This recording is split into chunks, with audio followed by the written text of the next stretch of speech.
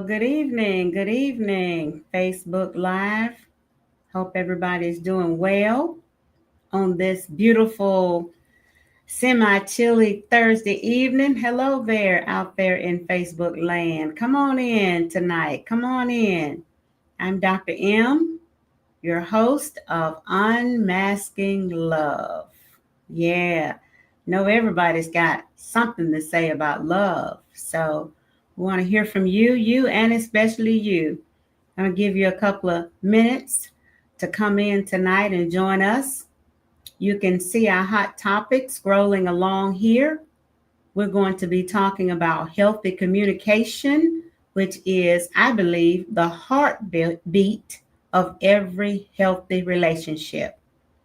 Yes, healthy communication, not just communication, not just talk. Healthy communication, I believe, is the heartbeat of a healthy relationship. Then we want to flip that thing, things to ask and say, and things not to ask and say. Listen, can't make you move too soon, or can't make you move too late. How about that? So come on in, join us tonight. We ain't gonna be talking about nobody, just talking about what we're talking about. Was expecting two guests to join me tonight, but I do have one in the waiting. Of course, one who visits and come on a lot, has a lot to say. I appreciate it. None other than Mr. Eddie Sharp, a local LPC right here in Birmingham, Alabama. So he's going to join us tonight, and we're not going to, as they say, prolong the time. We're going to get right to this hot topic tonight. So come on in, tell a friend, tell a neighbor, listen. Yeah, tell them we're on tonight. Unmasking love. We know everybody has something to say about love, whether they're saying it or not. They thinking it, right? So we want to create and have created a healthy, safe space for you to come on, share your thoughts, ask your questions, and just give us some of your input. Want to hear from you. So I'm going to bring in Mr. Sharp tonight, and we're going to get started. Get ready. You got your popcorn? You got something to drink? We're just going to be talking about healthy communication because it is, according to Dr. M, the heartbeat of a healthy relationship. Okay, Mr. Sharp, how you doing tonight? I'm okay. How you doing, ma'am? All right, all right. I believe we're live on Facebook. I can't see it on mine, but I think we're already live. So, welcome, welcome tonight. Thank you. Thanks for the Glad that invite. glad that you could join us. I know your schedule is action packed sometimes. I Yeah, appreciate it'd be like that, but it's okay. it. Anytime you can join in. So tonight we just want to talk about healthy communication, and perhaps everybody don't feel like this or think like I do, but I believe healthy communication is the heartbeat of what I would call a healthy relationship. Okay? Hmm. Not just talk, rhetoric, or communication, but I believe healthy, effective communication is the heartbeat of a healthy relationship. And also, I think there's some things that perhaps we need to ask and say, and then there are some things that we don't need to ask and say. And I'm going to preface it like this right out of the box. Yeah. Yeah, some things we perhaps need to ask and say right out of the box when we're getting to know. And then there's some things, listen, you just don't want to ask certain things or say certain things when you're trying to get to know a person. So, this is Yeah. our caption tonight. So, give me your little commentary on that before we get started. What do you think about this topic tonight? Um, I do think, healthy, nothing gets done without words, right? You got to have words. You got to use words. You can't avoid using words when it comes to getting your own needs met and figuring out how to meet another person's needs. And I think people get lost in communication being just like talking to each other, and sometimes on a surface level, but like communication is really being intentional about delving into understanding that other person's existence to see if it meshes with yours. And sometimes we don't do that in communication, especially when it comes to seeking a meaningful relationship. So it Wow. be done. Why we ain't doing it? You know what I'm saying? And it Yeah. needs to be done. You know, you said something when you said intentional, you know, on purpose, because I truly believe if you're trying to get to know someone and you're trying to become known by someone, you have to have effective, open, honest communication. You know, Yes. Yes, ma'am. that's just the only way to do it. So being intentional about, you know, our communication is right. Look, let's just back up a little bit. I'm going to say historically and culturally, we probably didn't see or hear a lot of, I'm going to say, effective, healthy communication. So, and probably not just you and I, but a lot of people didn't, but they didn't know that they didn't see it or they didn't hear it, right? And Mm-hmm. so you go forward, as I say, boy meets girl, and then you're trying to form a friendship or a relationship. You know nothing about healthy communication. You just know talk, Mm-hmm. you know? So, yeah. But I tell people it's nothing, let me say it like this, it's okay to not know what we don't know. But as we grow and as we mature, you know, and we learn, then we can investigate. We can find out things that we don't know, you know, that can help us be better communicators, help us be better friends, better partners, if you will, you know, things like that. What do you say Mm-hmm. to that? No, I mean, I definitely agree. Um, I think that's something that we do is we allow lust to lead the conversation in connecting with another person. And I think that that lust keeps us from having conversation to get to know the person because we connect with them on the level of lust, and then we be afraid to lose that lust. And we know that some of the conversations that we have with them will lead to the loss of that. You know, it will lead to, okay, well, maybe this ain't for me. And I think that scares us away from that. Not to mention the traumas that we have that force us to kind of like struggle with loneliness. You know, those fears come into play. And so sometimes a conversation, as it should be, is what helps you recognize that this relationship ain't for you. Yes. You know, and we maintain our relationships through silence, you know, to hold on to it when words might be what ends it. And we just can't be afraid of that. Wow, that's powerful.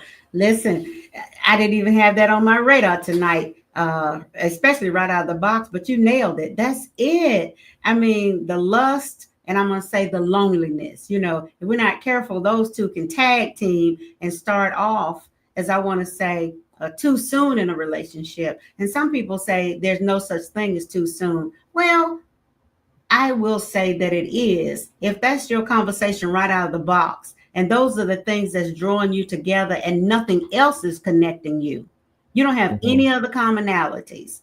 You know, you don't have any other goals. You just like the way she looks. You just like the way he look or how he smell, and you know that's the magnet that's drawing you together. In my opinion, you really don't have anything in common because I Mm-hmm. know beyond a shadow of a doubt, lust and sex will not keep you together. Mm-hmm. And sometimes it's not that you don't have anything in common, it's just that you don't know that you do have things in common Bingo. because you hadn't done that investigation. That's it. So the investigation. Wow, that's Mm-hmm. awesome. Thank you so much for bringing that point out. So you know, just yeah, we can talk, we can roll. But like I said, I made a couple little notes, and I do know that I believe communication is the heartbeat of every healthy relationship. You know, but also when we look at it realistically, sometimes men and women they have two very different conversations Mm-hmm. or two very different styles of communication, right? Would you Mm-hmm. say you've noticed that, or on your journey personally, and as a counselor, would you say that that has some truth to it? Absolutely. Wow. Absolutely. But I Yeah. think the biggest influencing factor in that is patriarchy. Okay. I think that the gendered expectations that our society has between men and women has us believing that we're supposed to have different things and seeking different things. Unpack that. Speak a little bit to that. Help me and some other folk who will listen to this. When you say you believe that patriarchy plays a big part in the way men and women communicate, would you say in general, across the board, or culturally when it comes to us as African Americans? Generally across the board, patriarchy has impacted everybody because I talk about how white supremacy, patriarchy, Christianity, for some form of democracy, all came over here on the same boat. Okay. Where black people was tied underneath that thing, you know, and so it's hard to like they intersect, right? That's not a condemnation on Christianity or democracy if you're a politician, Right. but it is hard. Each different parts of different systems hold the other systems up, right? And so when we talk about patriarchy, it's something that came from Europe, and it's something that they took all over the globe through colonization, you know, Britain. Like the idea that the man is supposed to be at the top of the hierarchy and women are originally objects, right? Yes. That white people should be leading the charge in creating society and participating in society, and everybody else should be enslaved or indentured service. Or even white people who have the phenotype of white, you know, but aren't European white. So Irish had a problem here before, Scottish had a problem here before, you know, Jewish had a problem here before. Even though they have the phenotype of white, they weren't considered European white. That changed at some point, you know. But a group of men, so you got wealthy, white, heterosexual, middle to upper class, able-bodied men. Anybody who is not in that group, they kind of isolated from having access. And so in this conversation, it goes to patriarchy, the man part, because women as objects were subjugated, and men began to expect women to just be object-like. They expected it created this entitlement to women's time, energy, and bodies, because that system of patriarchy promised all men a body if they just did the things. And from patriarchy, the things that men are supposed to do is put your body at risk to make the money to protect your property, which is your woman. Yeah. Which is to go make all the money, even if you never get spend time at home with your wife and your kids. And so what I was saying is, when it boiled all the way down to it, men look to themselves to be providers and protectors, and to make all the money, and to take all of the sacrifices, and to do all of that through silence, and to have a partner that can read their minds and know what they need, and clean and cook and take care of the kids and do all of these different duties. And the way that men communicate to women is based on those expectations. And the way that women communicate with men are also based on their version of those expectations too. Because again, if men ain't supposed to cry because men say we don't cry, and a woman look at that man crying, she got to now say, hey, you ain't supposed to be crying. You're a man. And so when men start to exist outside of those conditions, and women start to exist outside of those conditions, you got a whole bunch of people in the middle saying, no, you're supposed to exist like this. Yeah. So women who don't want traditional relationship, women who don't want kids, women who are career focused and trying to make it to CEO, and women who are more aggressive, they say that's masculine, that's not feminine. You know, right. And men who like to wear the earrings and to paint their fingernails, who, you know, dressed a little bit more, you know, not as traditionally masculine, who are straight men, are being told you ain't masculine enough. And so different groups of people trying to have conversations, right? So the masculine man is having a conversation with the woman who don't want a masculine alpha type man. Yeah. And the more, you know, not film presenting, but not as masculine man is having a conversation with a woman who don't want a man who gonna cry and who think, you know, him wearing fingernails might make him a little bit more effeminate. And it's like, we're not meeting up with the people that we need, you know, to be meeting up with, you know. So when I say patriarchy plays a role, it's basically we have been pigeonholed into these expectations that is very hard to get out of. Yeah, that's it. And traditionalism also mixed with that, and like you say, the sexism, you know, the religion, the history, the culture, all those systems. I agree 100%. They you know, have some roles that they play in that. Yeah. Wow, you said so much. There was some things. That's a lot. Yeah, I wanted to snag a couple of those, but I didn't want to cut you off and cause you to lose your train of thought. But listen, yes, patriarchy. There are certain men that think they're supposed to work and make the money, and women do other things or whatever. But here we are now. Let's say in this century that we're in now, and there's some men, of course, who don't feel like they're supposed to work and make the money. We know, that sector of men as well. And also, we have some women who, and I'm not biased at all, but I need to say this, they're not interested in a man unless he makes a certain figure, of income. Well, we don't know if he makes that or not, or if that's his true legitimate income, but that's what he says. But you have some that's on their list and he needs to make, at least six figures or more, or, she don't even want to talk to him. Now that pendulum could swing both ways. So saying all of that, I'm wondering, Eddie, if there's validity to what I say when I say there's a numbers game. And I don't mean that in disrespect, but you said we have a problem meeting the people that we need to meet, talk to the people that we need to talk to so that we can be matched, because it seems like there's a mismatch most of the time. So I'm beginning to tell myself that it's a numbers game.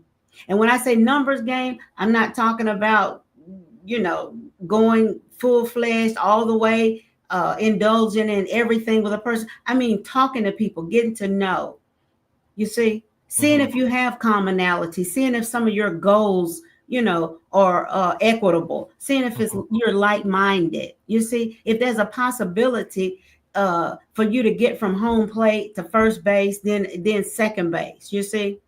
Before you start, and I'm just going to go ahead and say it, before you start having sexual relations with, 10 to 15 people, listen, let's talk about goals. Let's talk about stuff. This is some of the things that I have in my notes right here, things that need to be talked about initially before you'll know if you have a possibility of, like I say, getting to first base. Now, I'm going to say this. Some people are not interested in getting to first base.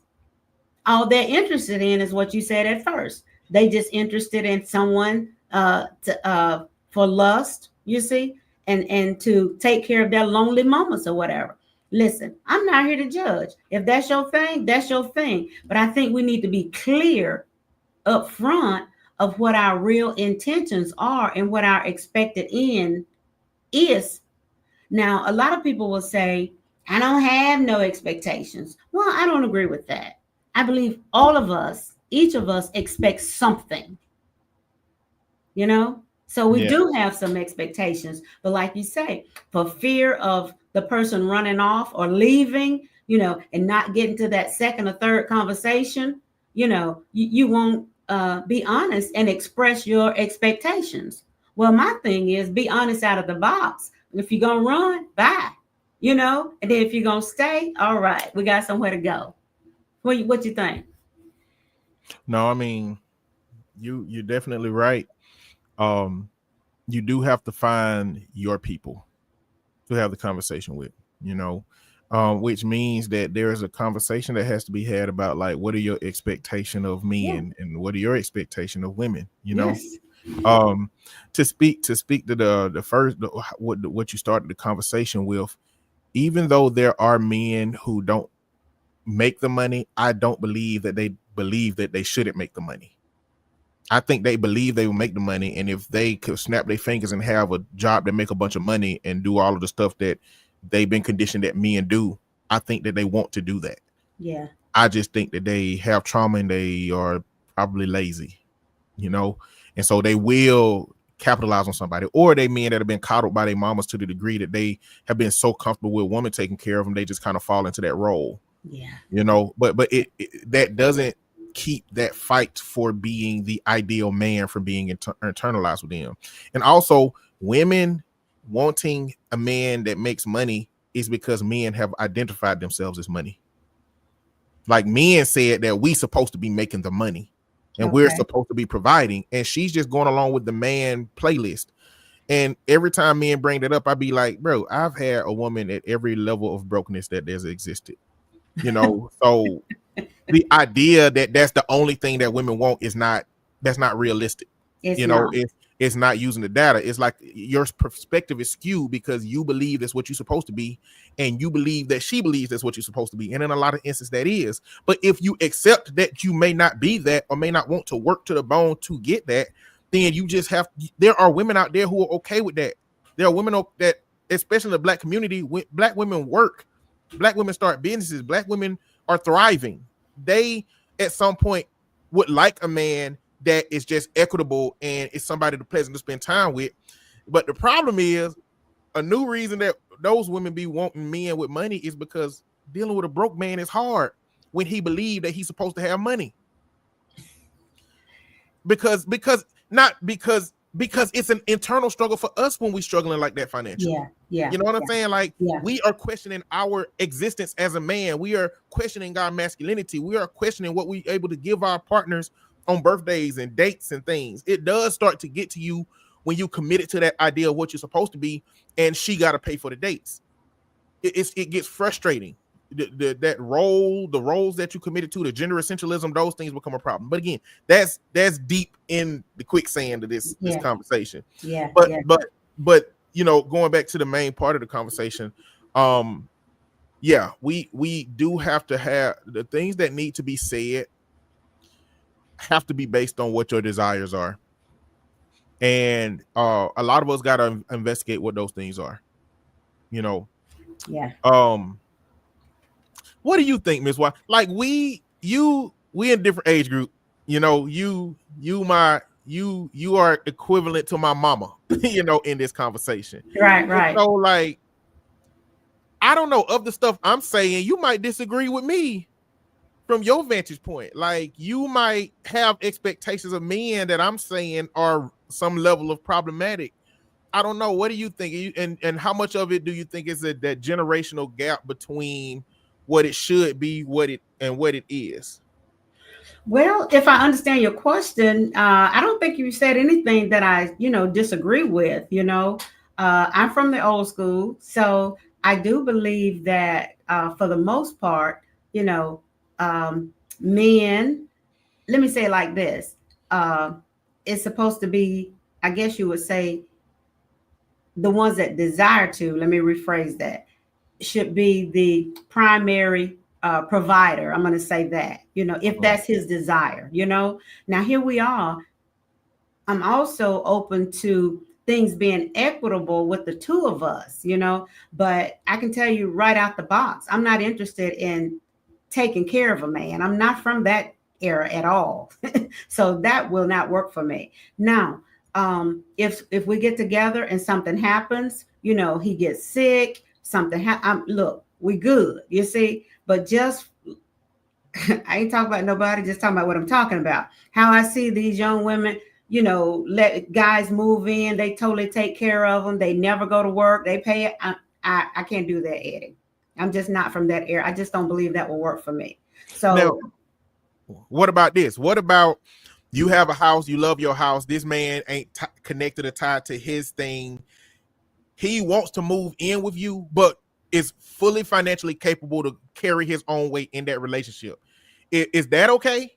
Or is that still too much? Just moving in with you is too much, even if he can contribute financially in the way that you need him to? Or is it just the taking care of him part? Or is it also the aesthetic? No. That's what I mean. Contribute financially. Well, now the moving in, that's another thing for me. I'm not of the move in era. Now we're gonna have to be. We got to be Mr. and Mrs. before that happens for me. I gotcha. I'm not. The moving in, the living together kind of thing. Before marriage. I'm not of that era either. Like I said, the people that it works for them, that works for them. You see. Uh-huh. But I believe if we're going to really come together and plan on being together, whatever, for me, I desire marriage. That's just, for me. Gotcha. And so I do need you to be able to hold your own financially. You see what I'm saying? I'm not expecting you to take care of me 100%. But I need you to be able to hold your own. So I wouldn't have a problem, if he didn't have a home or whatever, and I had one, and we decided that that's where we're going to live, or if he has a home, someplace else, and I have a home, if it's in another state or whatever, we could keep both. We could live there sometime and we could live here sometime. Or we could agree that we wanted to sell one of the properties or rent one of the properties out. You see what I'm saying? Yeah. So I'm open to different scenarios, but the only way we can come to a consensus, we've got to do what? Communicate. Yeah. You see? So I hope I answered your question. Yes, ma'am. Yes, Yeah. ma'am. Yes, ma'am. Yeah. I would follow through with that question with asking if that I kind of lost my question.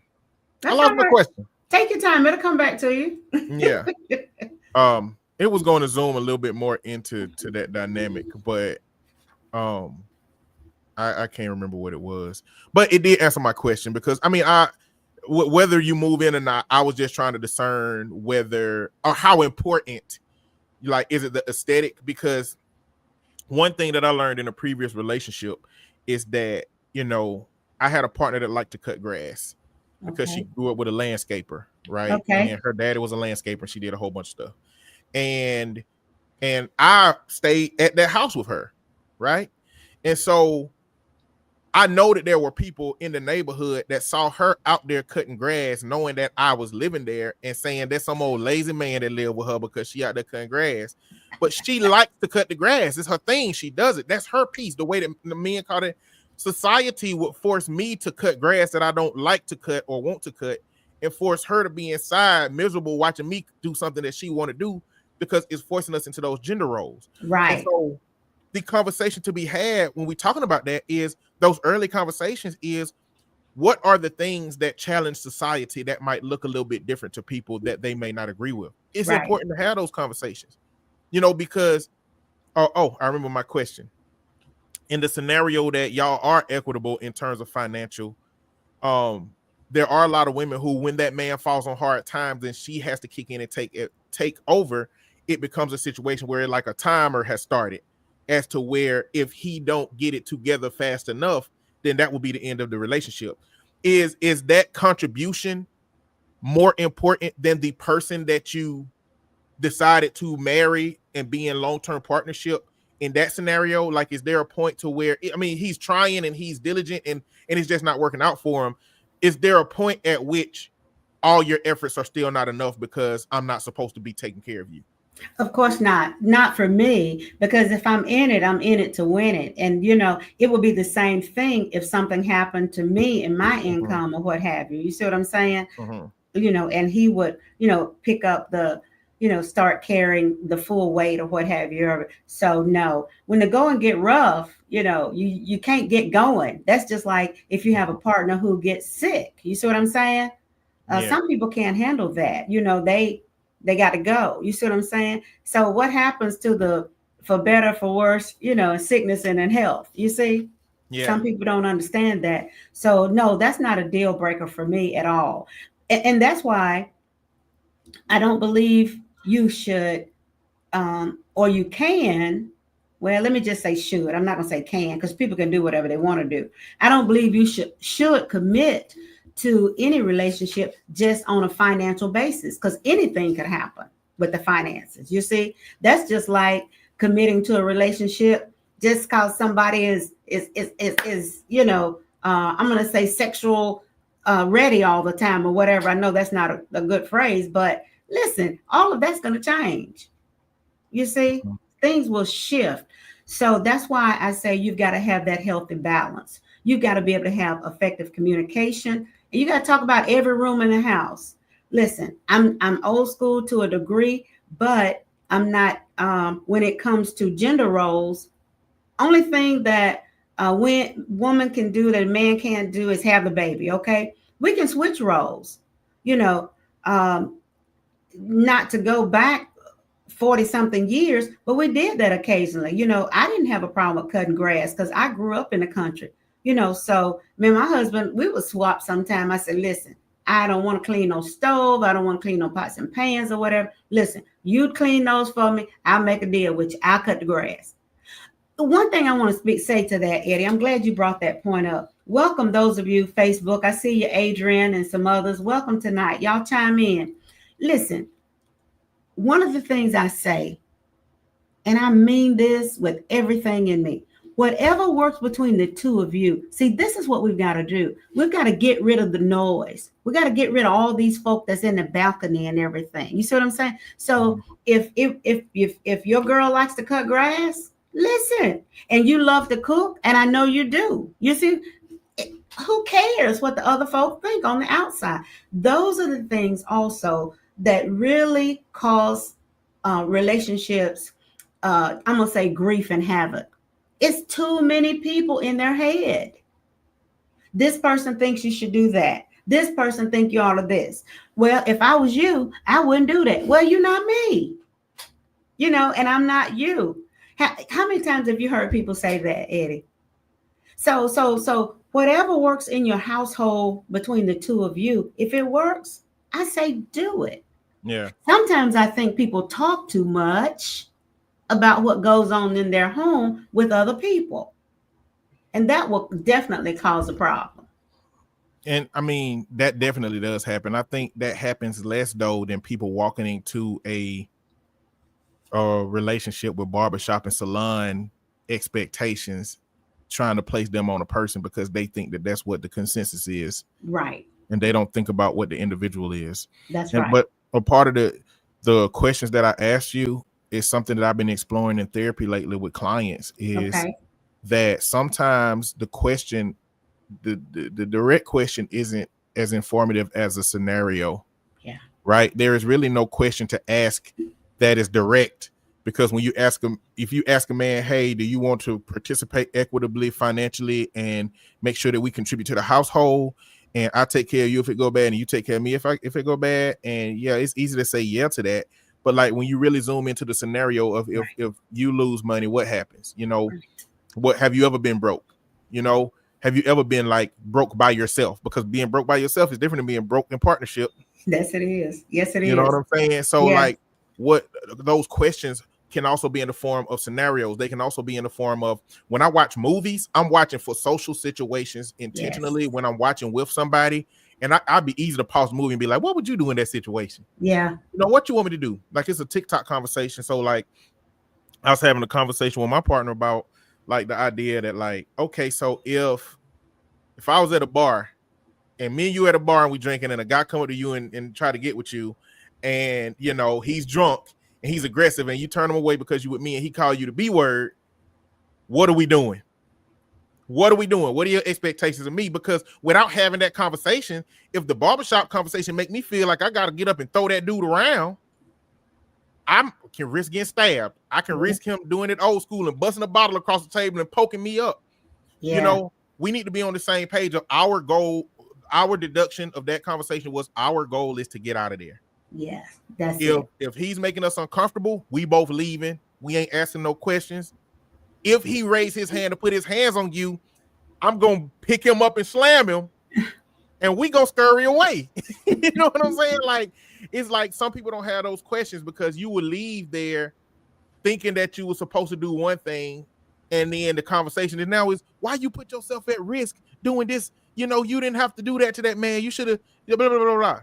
It can turn into that kind of thing, Yes. So I'm just saying that to say the conversation can come in a bunch of forms. It could be, how many siblings you got? Okay.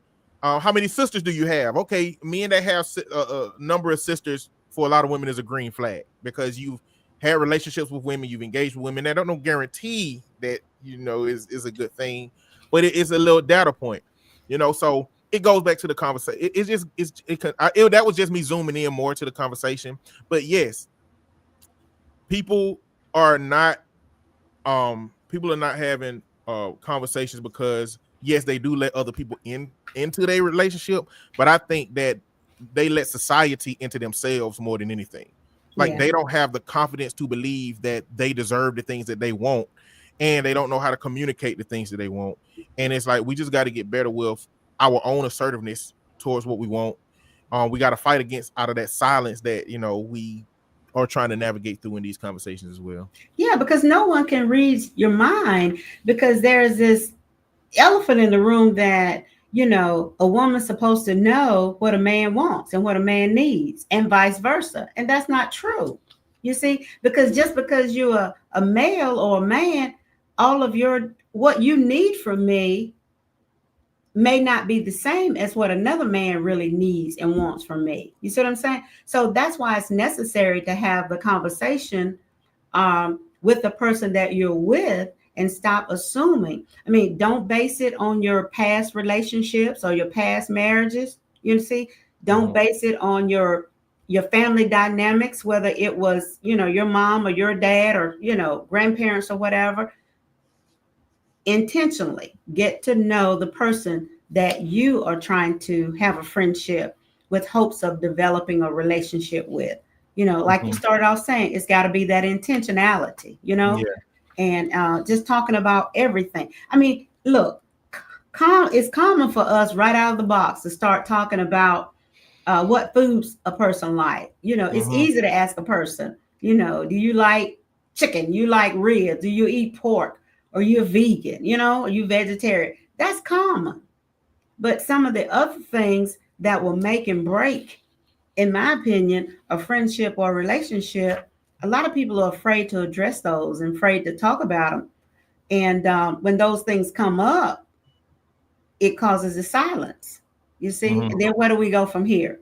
So, yeah, let's just talk maybe about some of the things, a little list, Eddie, things that I believe we need to talk about. I believe we need to talk about our values. I believe we need to touch base on our faith. Okay. What grounds you? I mean, everybody believes in something or someone. You see, our beliefs may not be the same, but we need to know that. Okay. What do you believe? Okay. How do you make decisions? You just do whatever comes to mind, or are you a thoughtful person? You see, I believe we should talk about life goals and visions. Definitely. I got another young couple that's going to come on. I believe you got to talk about money and responsibility. One person is more financial savvy than the other, and sometimes that causes a problem, because I'm going to say pride and ego won't let the person who know they can't handle and manage no money, you see what I'm saying, yield and let the other person do it. Okay. Talk about family and community.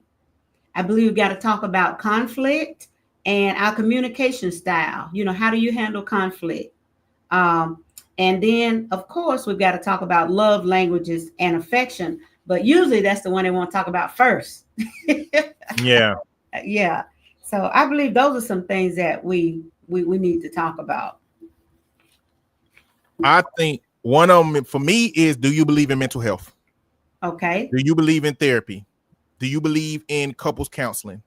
Wow. When we have problems, do you believe that we can go talk to somebody? Or do you have one of those parts that be like, what can somebody else tell me about me? Or what can somebody else tell me about? That's going to be an indicator of the tools that you have access to when it comes to resolving problems. Listen, let me ask you. So how soon into the friendship would you ask that question, or how would you ask it? Immediately. Immediately. Yeah, because mental health has so much implications on our society. Yeah. I need you to believe that it's okay to tell your friend that's struggling to go to therapy. So what about these people? I don't want nobody in my business. I don't want nobody to know. They can't. Yeah, you get a lot of that, especially in our community, Eddie. I promise you. I know. Exclusionary criteria for me. Yes. Exclusionary criteria. Listen, the no therapy people can go find each other. I need the therapy people. Yeah. Friends, relationships. I need the therapy people. I need the people that believe in therapy. Yeah. I don't need anything other than that. I'm with you on that now. I'm with you, because there's some things that will possibly arise or come up that you and I just don't know how to communicate about effectively. And we do need, I'm going to say, a third party or a mediator or someone who can look at it through a different lens. Let me say it like that. You see? Yeah. So I got you. So, yes, Very important. Like again, listen, I mean, it's a certain age that you get that you don't really got time to be playing around with how you ask questions and like how much time it take to ask these certain questions, right? now you It's, just hit the nail right on the head right there. And that's where I am for real. Listen, I'm not 16. I'm not 35 or 45. I'm not beating around the bush for no 3 or 4 years trying to figure out what you're going to do. Listen, you're either going to come with it, we're going to do it, or nice knowing you, see you. That's where I am. like in about, I mean, I'm where I'm at, but in about 20 years, I'll be liable to just take them a contract and be like, here, just here. Not the contract. Let's both sign on the line and let's just be in each other's space. I'm gonna keep you alive. You're gonna keep me alive.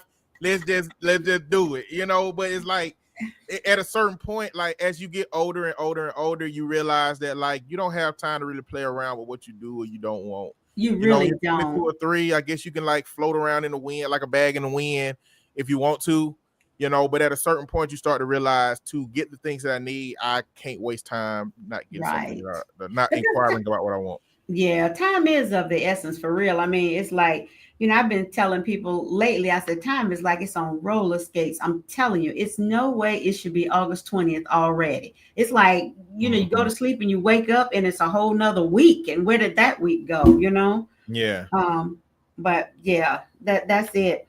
And then, good questions also to ask, I believe, early on, in addition to what you just said, is, what makes you feel respected in a relationship? Because respect is a very important thing. A lot of people say, men want to be respected and women want to be loved. Well, I think we both want to be respected and we both want to be loved. You see? Mm-hmm. So, what makes you feel respected in a relationship? How do you recharge? Do you have to go stay in your man cave for 8 hours? Or do you need a lot of social time, or both? Mm-hmm. Or how does that work? What recharges you? Mm-hmm. Because let me tell you, one of my pet peeves is people who need a whole lot of alone time, but you say you want to be in a relationship. Listen, if you need a whole lot of alone time, then I think you need to reinvestigate that thing if you really want to be in a relationship. You see, you might not be ready for it if you need a whole lot of alone time. Okay. And then what does commitment look like to you? I think that's a good question, Yeah. because commitment definitely can look different, for both of us. And then how do you define partnership? How do you define teamwork? We already talked about the roles and the balance. I think we need to talk about those early rather than going ahead and saying I do. And then 3 or 4 weeks into the situation or marriage or move in or whatever you all decide to do, then he'll say, well, I'm not doing such and such, that's your job. Oh, here come the breaks. So I think we need to know those things up front. You see, it's not that I'm expecting anybody to fold towels, or put something in the washing machine. But I mean, listen, that's something that anybody can do, right? So why would that have to be exclusively, a woman's role? And I'm just saying, even now in 2025, I've heard, a few men say that. You see what I'm saying? He said, that's woman's work. I ain't doing nothing in the house. What? Wow. That's that entitlement, that patriarchy, that system that told you, look, we promise you a servant in the house if you just do the things. Wow. And men, I mean, it benefits men to have that, right? Like it benefit white people to have whiteness, and they have to give it away voluntarily in order for brown people to have a good time. And it's the same thing with patriarchy. Men have to give away power voluntarily. The system is not set up for women to be able to take power from men in that way. You have to give it up. That's exactly right. And so there's a lot of men who still maintain that because they can. And it's enough women who be like, well, if I want meaningful partnership, I guess I got to wash these dishes. I guess I got to wash these clothes. I guess I got to do this. And they're doing it begrudgingly because they really want equitable relationship, but it's hard to find in that way. Yeah. It is. Another thing, I'm going to say this and then I'm going to add context to it. Okay. What is your religion / spirituality? Right. Yeah. And okay, we both Christians, but what if you're Christian level 1 and I'm Christian level 9? Yeah. What if I can't watch movies that have sex scenes in it because I think that it's exerting sin into my household, but you like those kind of movies that have action scenes in it that might have that in it. So it's not just, okay, we're both Christian, yay. It's also, how many times do you go to church? Yeah. You know, it's, well, I go to church 4 days a week, and I expect my husband to be with me 4 days a week. But Wow. you ain't no 4 day a week church husband. Right. You know what I'm saying? So it's not, even when you look at things that are similar that you agree on, there are different levels that you agree with them on. Right. And so another thing is parenting.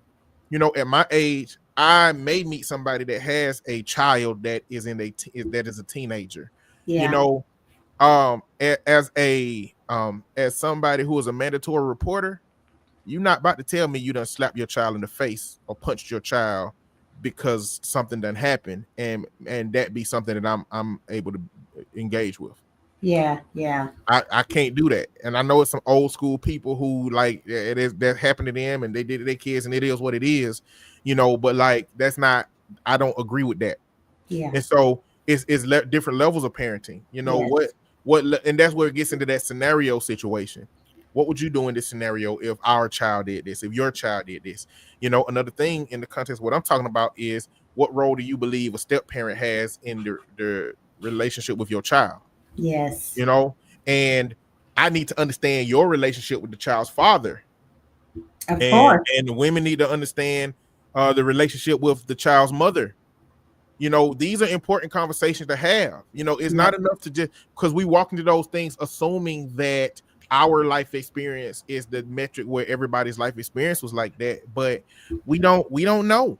The goals that those parents have for their kids might not fit what your ideal of parenting is, and you can set yourself up to be invalidated regarding a lot of things about that child being a significant part of their life, but not being able to make any decisions. You'll be having to fight that internally with yourself as well. Yeah.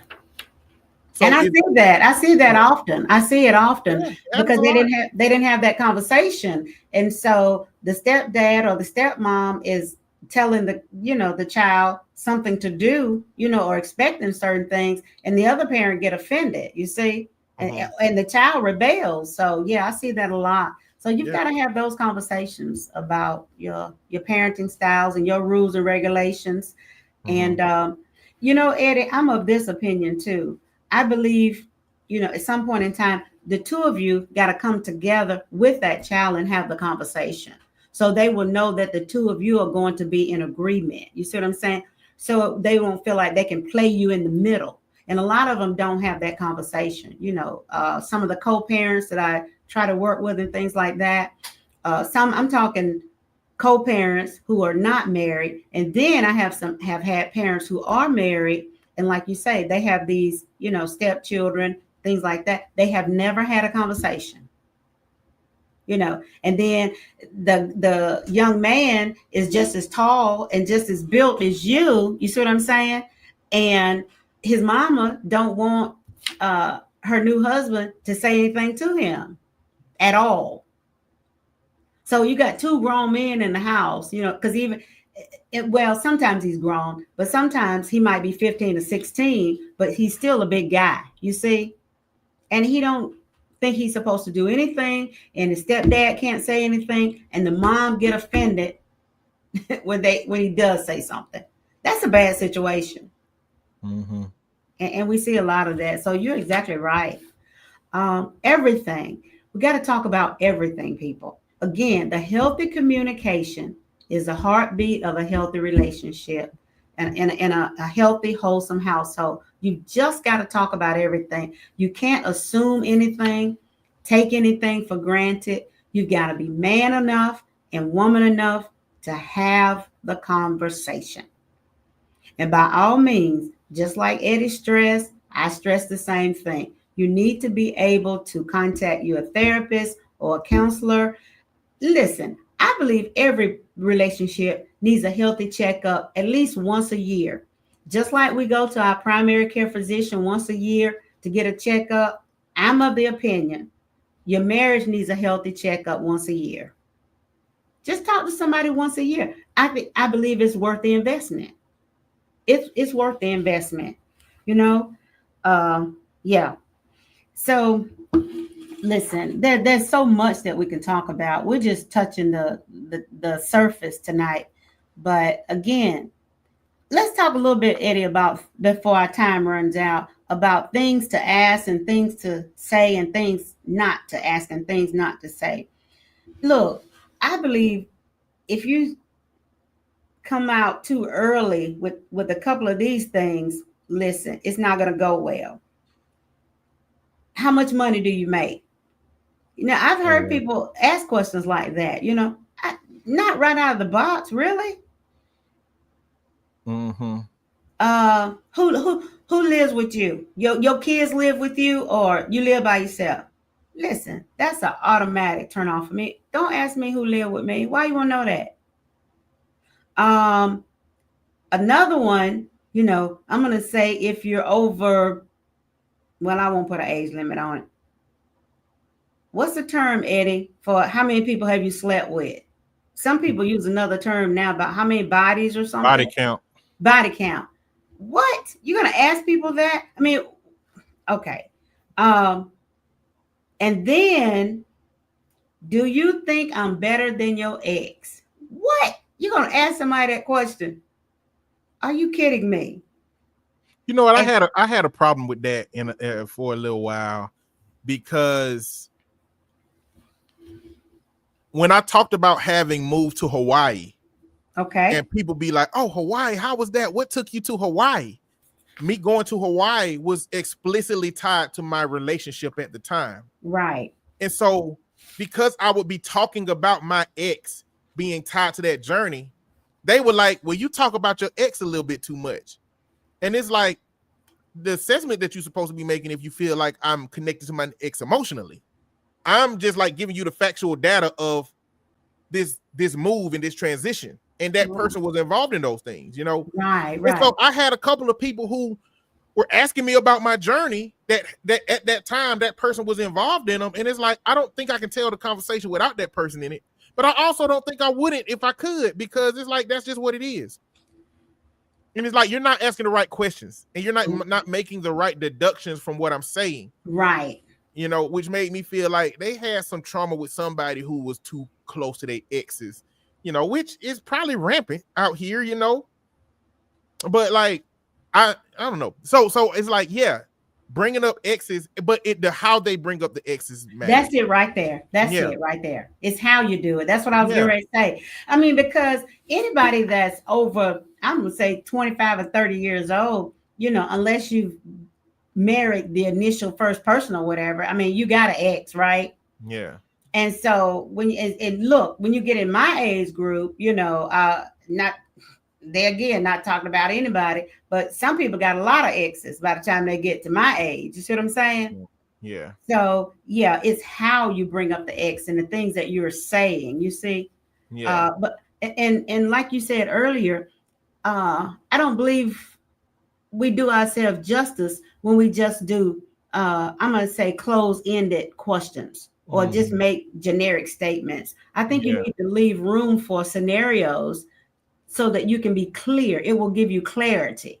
You see what I'm saying? Mm-hmm. Now, if you turn into an investigator and you just start asking me all these questions about my ex and about relationships and stuff like that, then that's an automatic no for me. Yeah. But if it's something that you really need to know and it has some bearing on me and our relationship, let's talk about that. Yeah. But yeah. But do you think I'm better than your ex and this kind of stuff? Listen, I don't want to know. How do you feel about this question? Okay. It's scenario, right? All right. Okay, partner. If you see your ex and if we both cordial with our exes and we see our exes in public and we with each other, is it appropriate to like a little nice greeting hug and hey, blah, blah, blah, or is that off limits? Do you think that's a reasonable question? I don't know if I would ask that question. I mean, I think we can speak. I don't think there's a need for a hug. I mean, I'm not opposed to speaking. You see what I'm saying? Mm-hmm. I'm not one of these that want to hang out with exes and party with exes and, do all those kind of things. I see some people do those things. I'm not that girl. I believe an ex is an ex for a reason. You see, now I Yeah. believe in being cordial, and especially, anytime, but especially if you have children together. I believe you need to be able to communicate healthily and be cordial, you see. But I think if there's something going on, I think it needs to involve the both of us and not just you and the ex. Okay. Case in point, No. I heard, Okay. I'm sorry. that's okay. I heard someone say one time, like if the ex is like one of the parents, transition and died, whatever, and they called and you going to the funeral and this, that, and other. No problem with that. We both going to the funeral. We both can visit. You see what I'm saying? Yeah. But all this, buddy, like some exes are and all that kind of thing, that doesn't work for me. I Got mean, because if you all were that cordial and everything, you were that lovey-dovey and friendly, then y'all should have stayed together. Mm-hmm. I'm just that kind of girl. You see? Yeah. So no, hanging out, partying, going on a cruise with it, that ain't for me. Let all them that want to do that over there. And so this question came up because I was working with a kid, and it's a high school kid, and he had a girlfriend, and his girlfriend, she's a hugger. She hug all the people. And so when him and her came across the boyfriend, the ex-boyfriend, it was like quick, brief hug and then keep going. He was fuming about it. He was in a whole different world about it. And she to herself was just being herself. You know what I'm saying? See, there's that conversation again. I think there's that conversation that's what I'm again. saying. See, they didn't talk about that. But also another component is like, me and one of my exes. You know what I'm saying? And so it's like, I don't know that you can look at us and be like how could they, like, if she ever called me because she had a tire blow, I would go help. You know what I'm saying? Yeah. And just like I would go help 15 other people in my phone list. But there are some partners that would say, no, yeah, you can go help every other person, but you can't go help that person. Yeah. And that don't sit well with me. You know what I'm saying? Yeah. I understand why it wouldn't sit well with them, but that's where I would want them to understand my character enough to know that, like, I'm not going to leave somebody there. And it's like, to me, that becomes like, dang, you don't think my character is that such, and that's gonna start being a red flag for me. If I have to exclude certain people who've been in my life in certain ways, in rejection of who I am as a person, like I just never plan on sending a text that say, well, I can't come help you because my girlfriend would get mad. I never plan on sending that text. I got you, and you said it. When a person get to know you, they know your character. Mm-hmm. You see. So, like I said, it's a difference in going to help someone than hanging out with somebody or going out to eat with them. You see what I'm saying? Exes and and doing parties and celebrations and things like that. I understand exactly what you're saying. Listen, just say if I had a new husband or whatever. Like you said, if his ex had a crisis or whatever, that's the mother of his children or whatever. You know what I'm saying? Yeah. If I can't trust you enough to go handle that crisis, and come back home with good sense, then, where's the trust? Yeah. So I understand exactly what you're saying in those situations. Yes. And now, while I don't particularly kumbaya with my exes like that, you know what I'm saying?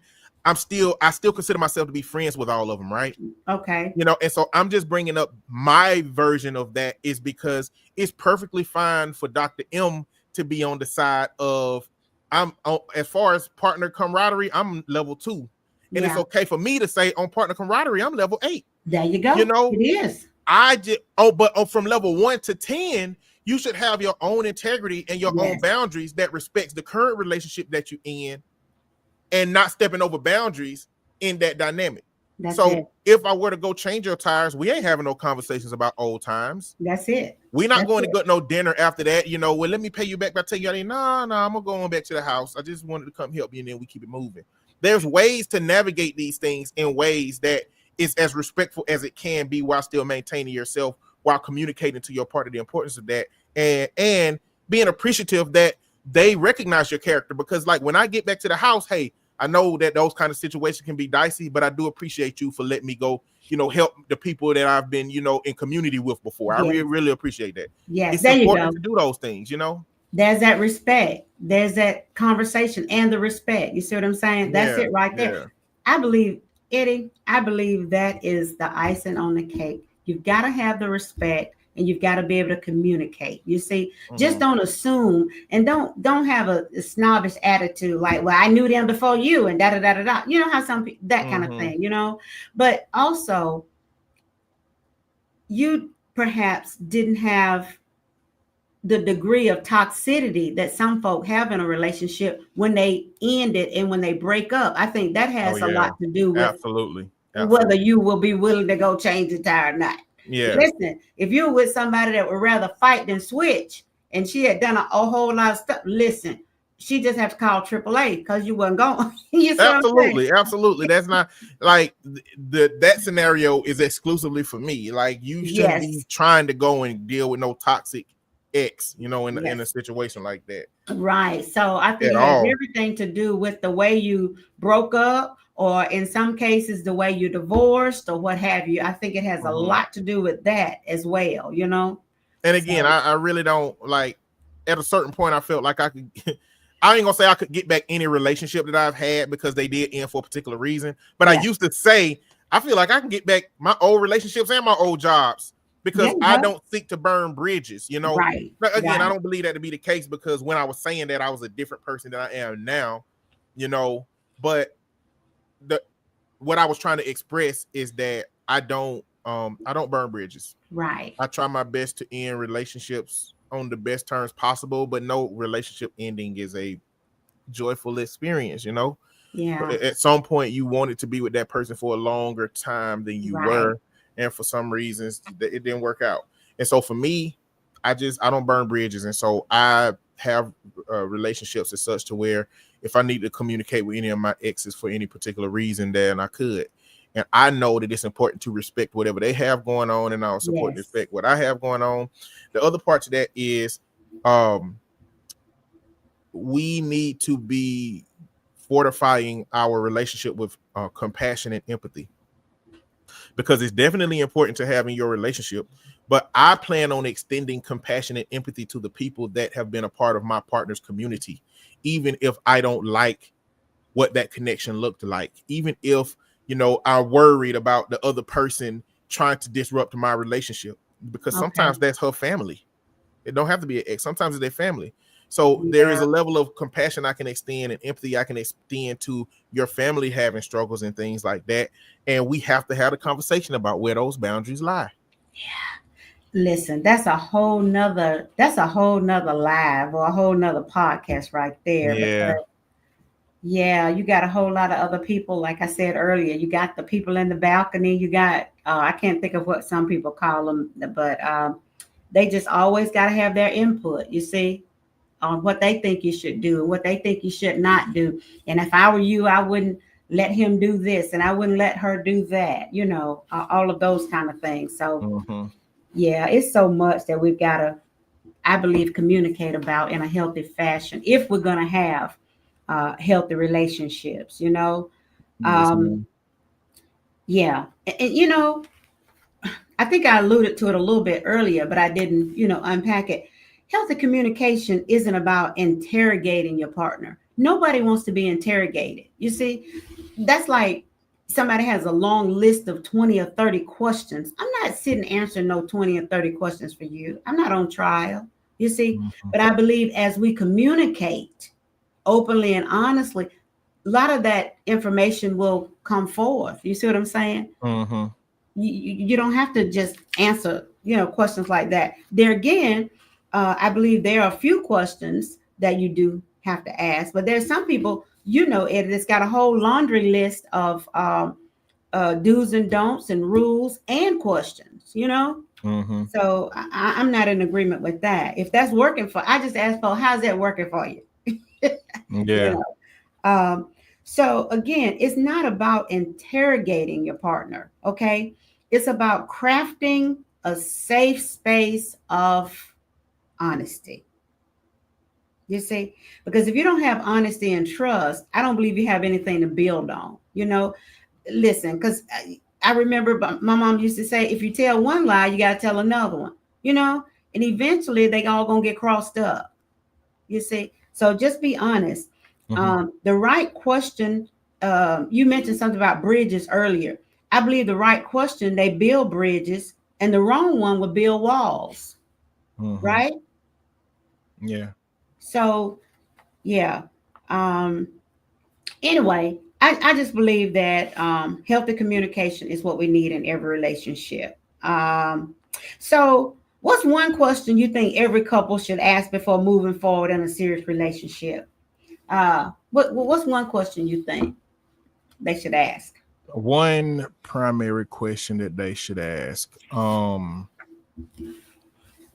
Let me see. Man, it's a whole bunch of them. Which one has been most important to my couples recently? Well, let's throw out two of them. Yeah. Well, okay. What's your level of desired intimacy? Okay. Now see, Eddie, that's gonna take us somewhere because most people can't differentiate. I can't get that word out between intimacy and sex. Some people use terms interchangeably because they don't know the difference. Yeah. Really, it's all three. It's all of them. Affection in the form of PDA, affection, intimacy, where it's non-touch forms of intimacy, touch forms of intimacy, and then sex. Yeah. And then if we elevate sex to kinky type stuff, then like that too. Yeah. Because that is a different thing than like physical. So like for some people, the kink world is different than the sex. So all of those different levels have to be communicated about. So it's not, when I say intimacy, the goal was to say all of them. Gotcha. Okay. It's like we got to have a conversation about those things because in our society, where the way that men are now, like a man with a high libido and a woman with a low libido is a recipe for getting cheated on. And vice versa. Too. Don't get me wrong, but again, like when I be having this conversation, it's from the lens of men being so entitled to women's bodies that men do this a lot more than women. You know what I'm saying? And women deal with it, and women are kind of like forgive the men, and so to speak. Yeah. So yes, both parties do it. But I'm always gonna speak on the accountability and responsibility of men and my dialogue. But that is a recipe for that, for infidelity. And so I think that's a very important thing to find out, in the relationship. Really dietary stuff too. Don't be showing don't be pulling out. I might be a vegan at some point, and I'm trying to find out what my next steak finna be at. You know what I'm saying? To me, like health too. How much do you work out versus how much I work out, right? Yeah. Because you at some point when I'm sitting at home eating popcorn and you got your workout stuff on, finna go for a run, that might not be sustainable for you. Some of these things seem arbitrary, y'all, but man, at some point, because every time you get hurt or sick, they're gonna be like, well, see, if you was in that gym with me. See, your stomach acting up, ain't it? See, if you was in that foot, and now you're not gonna tell your partner about when your foot hurt. Now you're not gonna tell your partner about when it barrel rolls into all of these different things when you're not having communication, and when you don't get a safe space for your partner to ask questions and ask those things. You know what I'm saying? Yeah. So, like these, I think these are some important things because we got to eat every day. We got to take care of our bodies frequently. And we are physical sexual creatures, and so it's like those are sleeper questions as far as importance. You might not think of them being as important as they are, but like there's some stuff you got to find out. Oh, they're very important, and you got to have that conversation. Really, because you can't wait until you marry somebody and say I do, and then think that everything that they expect you to do to them. And everything they expect to do to you that's going to fly if you ain't had a conversation. So, okay, go ahead and marry without having them conversations if you want to, or get involved in a conversation, see how that's going to work out for you. So we got to talk about it now, doesn't matter what age group you're in, listen, I'm not talking about nobody, just talking about what I'm talking about. I don't care if you go to church 5 days a week. Let me tell you something. When you decide you want to get in a relationship with somebody, you got to talk about more than Jesus. Just let me say it like that, okay? Yeah. Yeah. and that's a wonderful thing. But that's with all due respect, that's not going to be enough to sustain your marriage and your relationship, okay? So you're definitely right. Listen, I don't even know what time it is, and I will get to talking because you and I can roll, Eddie. I appreciate you so much, and let's just keep doing. I mean, we'll keep coming together. And Cassandra, she had some sinus issues. She was going to join us tonight. She's a social worker, a friend of mine from Georgia. She was on a couple of weeks ago with me, but her sinuses were acting up. But listen, we just got to keep having what I call these tough conversations that shouldn't be tough. They shouldn't be. Yeah. How in the world are we going to show or model healthy relationships and healthy communication for young people that are watching? I'm not going to say just for our children. You see what I'm saying? But somebody's always watching us. Yeah. Whether it's in the community, whether it's on your job, you see, for the people that are in church or in organization, social media, somebody's always watching you. You see? So there again, so many people are expecting young folk to know how to have healthy relationships, and they haven't been taught or they haven't seen it. They really don't know what it's supposed to look like, you know? So they'll find this couple in Hollywood or, somewhere that they try to mimic or model. And that's a recipe for a disaster as well, you see? So I believe having more healthy conversations, and people might not agree with me, but I think we need to start talking about it, pre-teen, by the time before they get to middle school, because we live in a time now, Eddie, as well as I do, a lot of children have already experimented with certain things before they get to middle school now. We can wake up and snap into reality if we want to, or we can still keep our, head in the sand like ostrich and think, okay, my kids know nothing about that. They've never heard this. And no, kids got questions.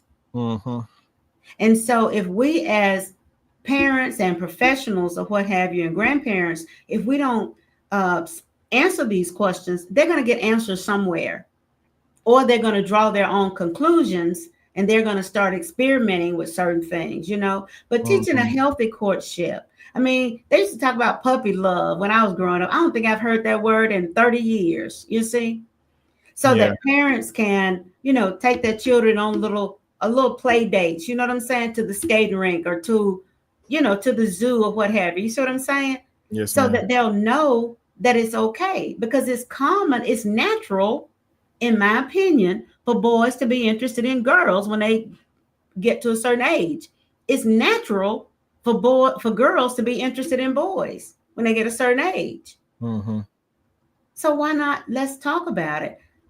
Not be in denial, like, oh, I'm not ready for that. It's not gonna happen. Okay. Your parents weren't ready for it either. Well, I tell parents, as early as your child shows interest in the opposite gender, you should begin inserting yourself in understanding what your child's understanding of relationships is. And that normally gonna happen around 9, 10, 11, 12. And if it don't happen on their own, it's gonna be through seeing their other friends having these butterflies in their stomach, and they gonna start being curious about it. And you may lose out on 2 or 3 years, 4 or 5 years of, kind of curating what their relationship experience should be, because you don't want them to date until they're 16 or 17. Yeah. Because when they ready to do it, they're going to do it with your permission or not. And if you don't give them permission, they're going to do it in the shadows, and they're going to be filling that time with 4 years worth of maladaptive relationship stuff they get from their peers, when you can be helping them. Yes. Wow, that's awesome. But I tell you, we just got to have communication, and communication is different from talking, and we won't unpack that, but it's very different than just talking, So it's talking with intentionality and with purpose and expected end and with clarity and all of those kind of things. So listen, our time has been far spent. I appreciate you so much. You got any closing remarks? Thank you tonight for joining us. And we're going to come back together and talk about some more of these hot topics. I think it's a Thursday night. Some junior high schools or middle schools have football games or something. I'm not in that arena, but it's I think okay. Thursday nights are their game nights, yeah. Okay. I want to invite people to go back and look at some of the clips that we, will probably post starting tomorrow, and just look at some of those clips. And, if you feel compelled to share them with other people. Listen, we're just trying to put some information out there that hopefully can help you. So give me your closing remarks, Eddie, and we're going to call it a night. Again, I appreciate you so much. I probably done said this in this stream a bunch of different times. It's just what I've been working on the last 2 years. None of us, men or women, have the luxury of silence. We have to curate the environments and the worlds and the relationships that we have. We can curate them. We can write the scripts for those things. And we're not writing the scripts when we are being silent. We are letting it be written for us by either society or other people or our families or our traumas. Yes. And so if we become more intentional about using our voices, learning to use our voices, being confident with our voices, believing in what we're saying out of our voices, and using our voices to actually convey what we are seeking, then you will be in the process of curating your own environment. Bingo. That's it. Listen, again, thank you so much, and have a great rest of your week. And let's continue to tag team and help some folk. That's my desire. Yes, ma'am. All right. Have a good night. We'll talk All soon. Right. Thanks. All right. Bye-bye. Right. Bye. Thank you, Facebook. All of you all who joined in, and all of you all who will watch the live later. Until next time. Good night.